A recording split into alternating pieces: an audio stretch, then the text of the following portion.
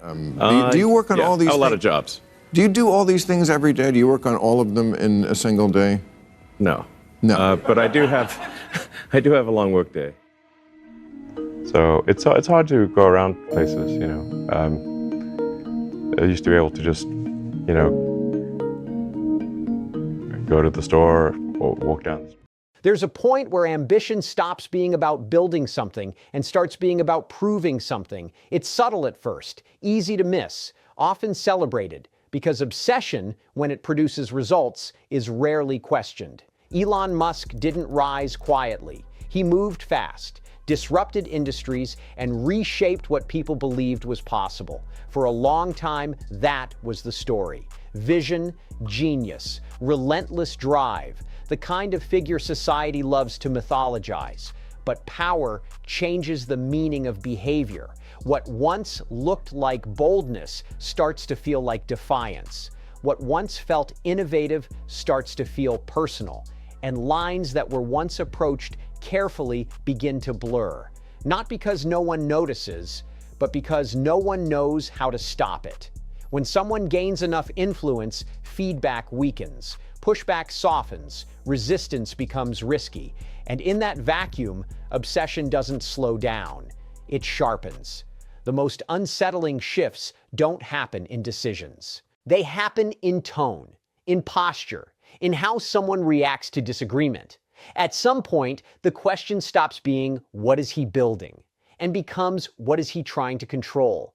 Because power doesn't always corrupt loudly. Sometimes it erodes quietly, through overreach that feels justified, through certainty that no longer needs permission, through the belief that rules apply differently when the stakes feel existential. People argue endlessly about Elon Musk's intentions, his intelligence, his impact, but intention is not where the real danger lies. The danger lies in momentum without restraint, in what happens when influence outpaces accountability, when obsession replaces reflection, when crossing lines starts to feel necessary rather than optional.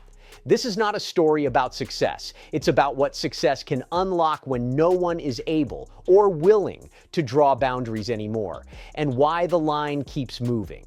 As Musk's influence expanded, the environment around him changed in ways that were easy to overlook but impossible to reverse.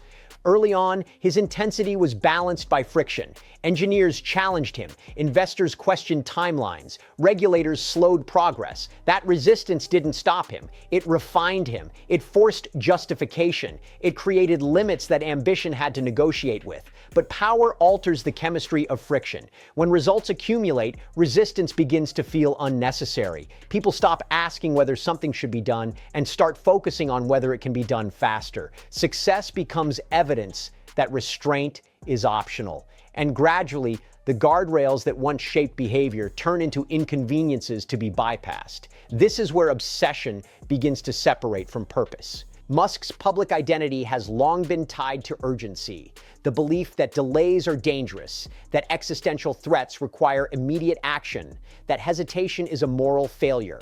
In the early stages, that framing energized innovation. It justified risk. It rallied talent. Over time, it did something else. It reframed disagreement as obstruction.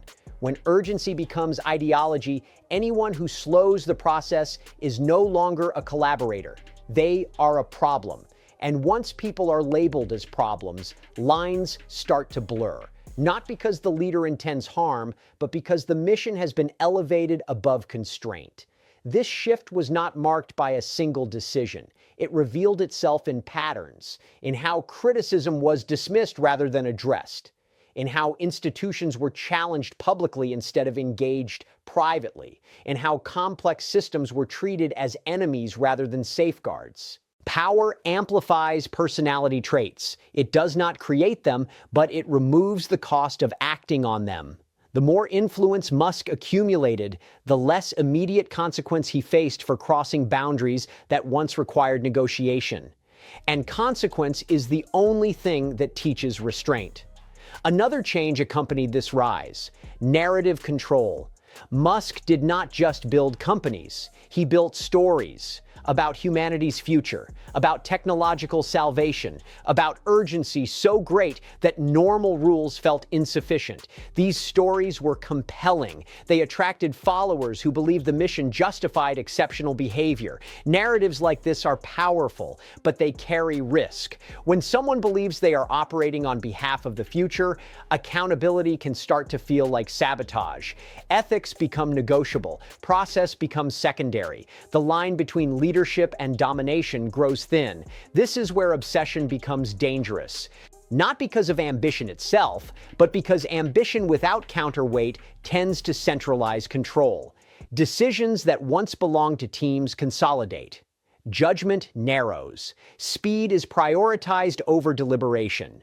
And dissent, once a source of strength, becomes something to manage or eliminate. The public often misreads this phase. They focus on outcomes rather than trajectory, on whether rockets land or products ship. They ask if progress continues, not how it is achieved. As long as visible success remains, the underlying shift goes largely unexamined. But systems feel it. Employees begin self-censoring. Advisors choose their battles carefully.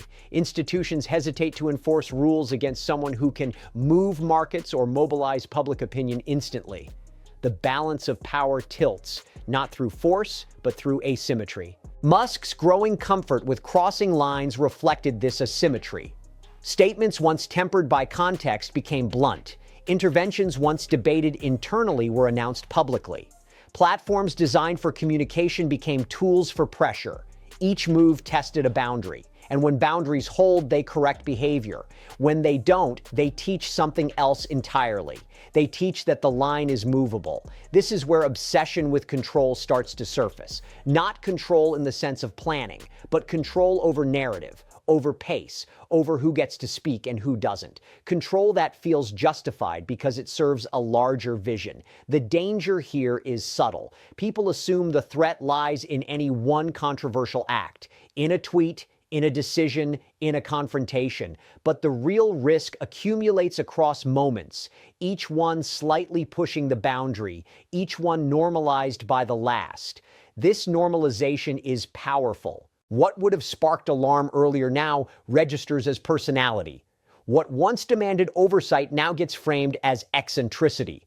The system adapts around the behavior instead of checking it. And adaptation is not neutrality, it is accommodation. Musk's position at the center of multiple critical industries, energy, transportation, communication, magnified this effect. When influence spans sectors, resistance fragments. No single institution feels fully responsible for constraint. Everyone assumes someone else will intervene. No one does. This is how lines keep moving. Not because anyone explicitly approves, but because disapproval becomes diffuse and ineffective. Power flows through the gaps left by coordination failures. Another factor accelerated this dynamic: public polarization. Musk became not just a business leader, but a symbol. Supporters framed criticism as attacks on innovation itself. Critics framed his behavior as proof of deeper dysfunction.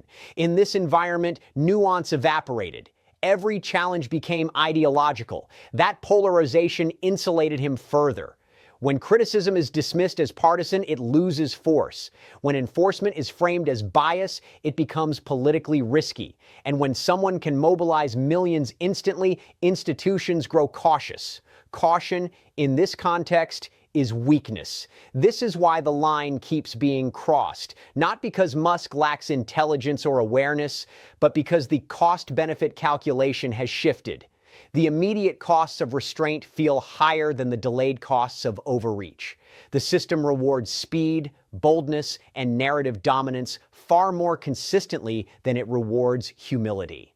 Obsession thrives under those conditions. Especially when the mission feels existential, especially when the leader believes delay equals disaster, especially when past boundary crossings were followed not by consequence, but by applause. This is the point where power stops self-regulating. And once self-regulation fails, the question is no longer about intention. It is about structure, about whether any effective limits remain, and what happens when they don't. As Musk's reach expanded, something essential began to erode around him. Not competence, not ambition, but feedback. Honest feedback, the kind that slows a person down before momentum becomes recklessness.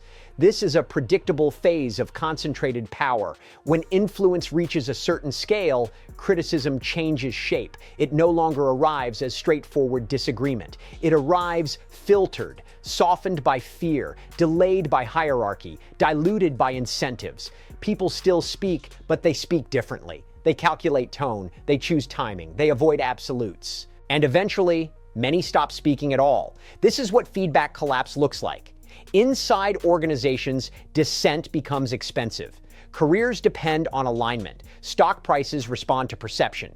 Public statements ripple instantly across markets. In that environment, pushing back feels less like contribution and more like risk exposure. So resistance narrows. The most capable people, the ones with the clearest understanding of consequences, often become the most cautious. They know what is at stake. They know how quickly disagreement can be reframed as disloyalty, so they adapt. They advise selectively. They compromise internally. They wait for better moments that rarely come. Power notices this shift.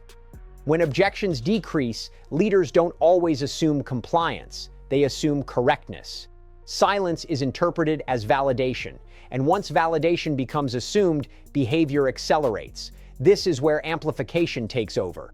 Musk's access to direct public platforms changed the feedback loop entirely. Instead of ideas moving through layers of review, they could be broadcast instantly. Instead of disagreement being tested privately, it played out publicly. The audience replaced advisors. That substitution is dangerous. Public audiences do not provide correction. They provide reaction. Reaction rewards extremity. Nuance gets buried. Complexity loses attention. What travels fastest is what provokes the strongest response. And once a leader experiences that kind of reinforcement, internal checks weaken further. Why wait for internal consensus when public approval arrives instantly? Why tolerate slow institutional processes when millions respond immediately? This dynamic does not require ego to function. It only requires access. Over time, Musk's public presence began shaping decisions before institutions could respond. Announcements preceded coordination. Pressure replaced negotiation. The order of operations inverted. Declare first, manage fallout later. This inversion is not innovation. It is dominance through speed. The problem is not that leaders communicate publicly. The problem is when public communication becomes a tool to bypass accountability. When platforms designed for dialogue become levers of power. This is where the line is crossed repeatedly, not always visibly, but structurally. Institutions struggled to respond because traditional enforcement mechanisms were never designed for this scale of individual amplification. Regulators move slowly. Boards deliberate. Legal systems react after harm occurs. None of these systems are built to counter real-time influence wielded by a single figure. The result is paralysis. Everyone sees the boundary being tested. No one is sure who should respond, and delay becomes permission. This is how feedback collapse becomes self-reinforcing. The more unchecked behavior occurs, the more normalized it becomes. The more normalized it becomes, the harder it is to challenge without seeming overreactive. At the same time, Musk's supporters framed criticism as hostility toward progress itself. This reframing was powerful. It turned accountability into opposition. Any attempt to slow down became suspect. Any call for limits was labeled obstruction. That framing did not need to be coordinated. It emerged organically from polarization. And polarization is a shield. When discourse splits into camps, facts lose authority. Intentions are assumed. Motives are projected. Accountability becomes tribal. In that environment, leaders are no longer evaluated on actions, but on allegiance. This insulated Musk further. Even well-founded concerns were dismissed as ideological. Even legitimate questions were reframed as attacks. Institutions hesitated, knowing any intervention would be politicized instantly. This hesitation is costly. Because boundaries that are not enforced do not remain neutral. They weaken. And once weakened, they invite further testing. Musk's pattern of crossing lines did not escalate because no one noticed. It escalated because responses were fragmented, delayed, and inconsistent. Each unchallenged move taught the same lesson. Resistance is survivable. Survivability becomes permission. This is why reversing the pattern is so difficult. Once power adapts to a lack of constraint, reintroducing limits feels punitive rather than corrective. Any attempt to restore balance is framed as retaliation instead of regulation. At this stage, even Musk's critics faced a dilemma: engage and amplify the behavior, ignore and allow normalization. Neither option produced clean outcomes. This is the trap of amplified power. The system lacks a middle gear. Feedback collapse, once complete, does not announce itself. It manifests as acceleration, as impatience with process, as certainty that no longer seeks confirmation. And certainty, when it no longer needs feedback, becomes obsession. Not obsession with ideas, but with control over conditions, over timing, over who gets to slow things down. This is where the line keeps being crossed, not out of chaos, but out of confidence that nothing will stop it. And unless that confidence is interrupted, momentum will continue to build until consequences arrive not as correction, but as rupture. As unchecked momentum continued to build, the consequences did not arrive all at once. They never do. They surfaced unevenly, first as tension, then as conflict, and finally as moments that could no longer be explained away as personality or style. This is where reality begins pushing back. Systems can accommodate overreach for a long time, especially when success continues. But they cannot absorb it indefinitely. Pressure accumulates. Friction returns, not as debate, but as failure points. For Musk, this friction appeared in multiple forms at once. Operational strain increased. Public trust became volatile. Internal cohesion weakened. Decisions that once felt decisive began generating unpredictable fallout. Each incident on its own could be dismissed. Together, they formed a pattern. That pattern was consequence. The problem with power-driven momentum is that it treats consequences as obstacles rather than signals. Instead of slowing down to reassess, the instinct is often to push harder, to assert control, to override resistance, to prove capability through force of will. This response is deeply human.